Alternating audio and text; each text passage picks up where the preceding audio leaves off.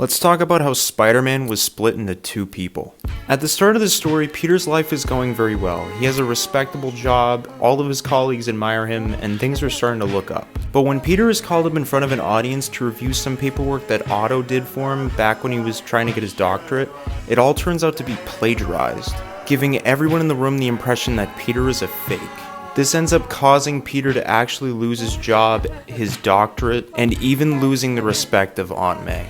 So Peter makes it his mission to set things right, and he wants to go back to college again. And when he walks into his first class, he finds out that his professor is none other than a lizard, aka Kurt Connors, who now actually has his lizard persona in check and can't wait to work with Peter.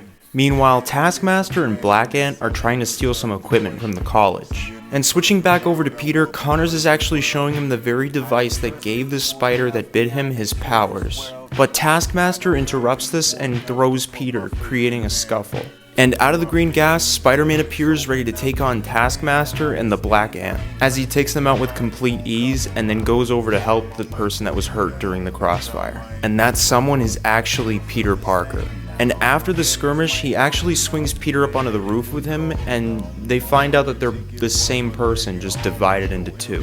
And Spider-Man actually says this is like a divorce, where Peter gets the long responsibility and boring week, and then Spider-Man actually gets the tickets to Six Flags and we're all gonna have fun weekend. And after saying this, Spidey kinda makes up an excuse to leave him behind because he doesn't really want to hang out with Peter. And this actually leaves Peter with no powers and just a boring, regular, average life. But he feels wicked empty inside.